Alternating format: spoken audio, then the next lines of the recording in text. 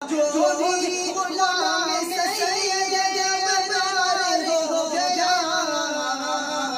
کل بنی جان کا حقدار ہو گیا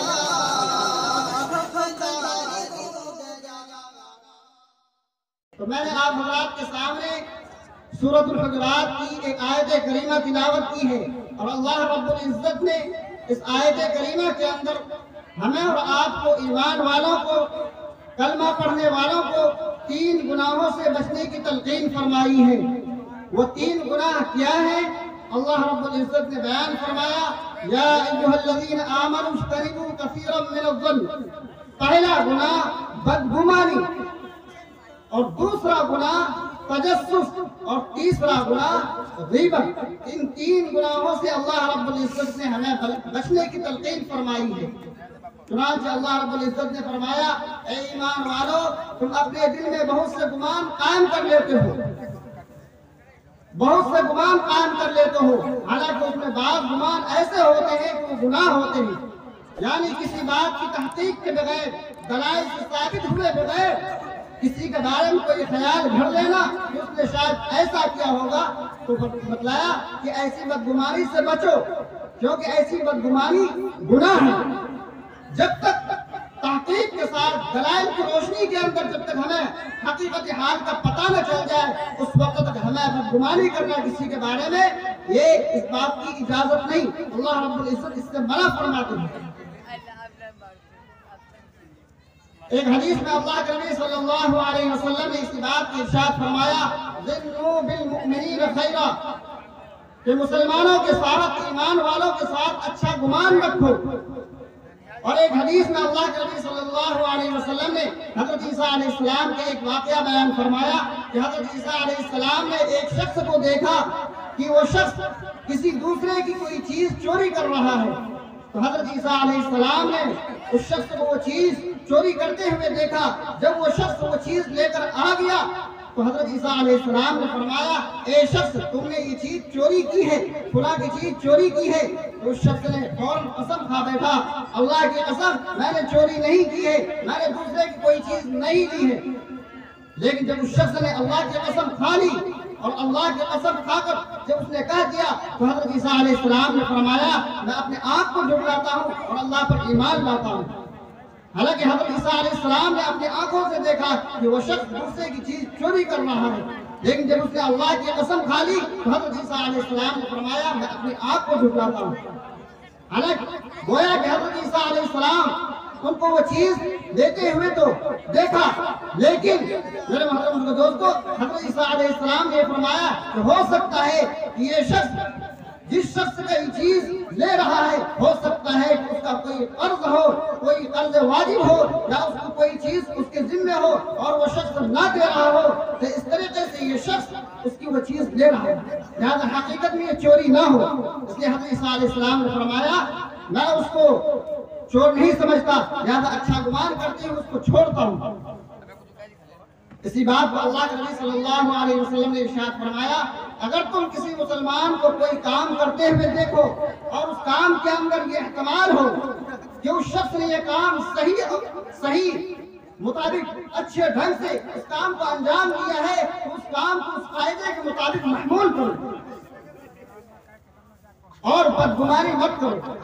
کیوں؟ اس لیے کہ شریعت میں یہ ایک ایسا اصول ہے، ایسا ضابطہ ہے کہ اگر ہم شریعت کے اس اصول پر عمل نہیں کرتے ہیں تو میرے محترم دوستو، ہماری اور آپ کی زندگی اجیرن بن جائے گی، دوپہر ہو جائے گی۔ دیکھیے، ہم لوگ روزانہ گوشت کھاتے ہیں نا، روزانہ گوشت کھاتے ہیں، لیکن ہمیں پتہ نہیں ہوتا کہ جس شخص نے یہ ذبح کیا ہے اس نے قاعدے کے مطابق، شرعی ضوابط کے مطابق اس نے ذبح کیا ہے یا نہیں کیا ہے، اللہ کا نام لے کر ذبح کیا ہے نہیں کیا ہے، لیکن ہمیں پتہ نہیں ہوتا۔ جہاں یو پی کے علاقے میں جہاں جانور ذبح کیے جاتے ہیں، آپ وہاں جا کر جائزہ لیں، مشاہدہ کریں تو وہاں کے لوگ جب ذبح کرتے ہیں تو آپس میں گالی گلوچ کر رہے ہوتے ہیں اور کسی طرح وہ چھری چلا دیتے ہیں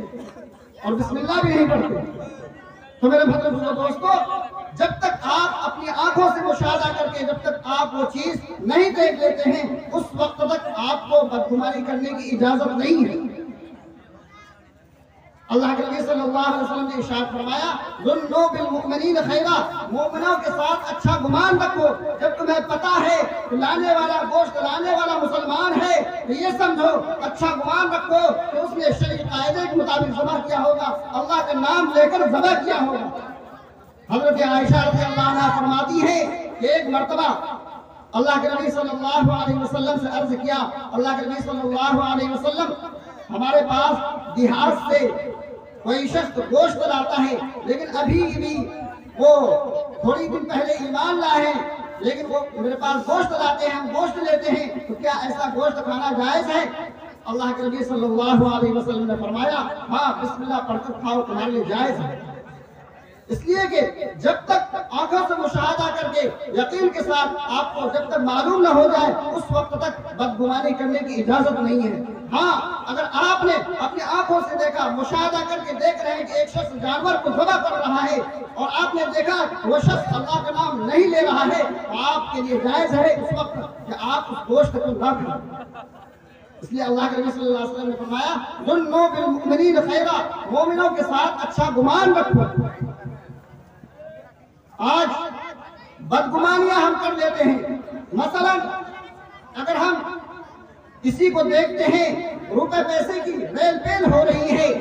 دولت کی بھرمار ہے، کوٹھی بنگلے ہیں اور اچھی گاڑیاں ہیں، تو ہماری نظر فوراً، ہمارا ذہن فوراً اس طرف جاتا ہے کہ اس نے اس شخص نے حرام خوری کی ہے، حرام کا کاروبار ملوث کیا ہے اور حرام کا کاروبار ملوث کر کے یہ بلڈنگیں بنا رہا ہے، پیسے بنوا رہا ہے۔ تو میرے محترم دوستو، جب تک آپ کو یقین کے ساتھ معلوم نہ ہو جائے کہ اس نے رشوت لی ہے، حرام خوری کی ہے، تو آپ کو اس بات کی اجازت نہیں ہے کہ آپ اس کے حق اس کے بارے میں بدگمانی کریں، بلکہ اچھا گمان کریں۔ صحیح بخاری کے اندر ایک واقعہ ہے، مشہور واقعہ ہے، حضرت عائشہ رضی اللہ عنہا فرماتی ہے کہ ایک عورت ہمارے پاس جب بھی وہ آیا کرتی تو ایک شعر پڑھا کرتی۔ وہ شعر کیا ہے؟ وہ شعر یہ ہے وَيَوْمُ الْمُشَاحِ مَنْ تَعَاشَى رَبَّنَا أَلَا إِنَّهَا مِنْ دَارِ الْكُفْرِ نَجَا، یہ شعر پڑھا کرتی۔ تو حضرت عائشہ رضی اللہ عنہا فرماتی، ان سے پوچھتی کہ آخر جب بھی تم میرے پاس ملاقات کے لیے آتی ہو یہ شعر پڑھا کرتی ہو، اس کی کیا وجہ ہے؟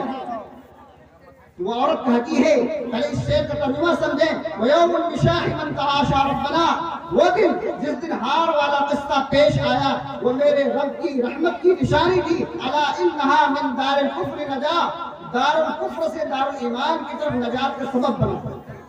تو حضرت عائشہ رضی اللہ عنہا جب پوچھتی ہے تو وہ عورت کہتی ہے کہ میں ایک بستی میں رہا کرتی تھی اور اس بستی کے اندر ایک مرتبہ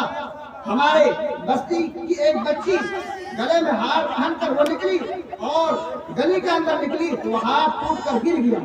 گرنے کے بعد چیل آتی ہے اور چیل اٹھا کر لے کر چلی جاتی ہے۔ تو اب گاؤں کے لوگ، بستی کے لوگ اس عورت پر بدگمانی کرتے ہیں اور بدگمانی کا نتیجہ یہ ہوتا ہے جب اس عورت کی تلاشی لی جاتی ہے اور تلاشی اتنی لی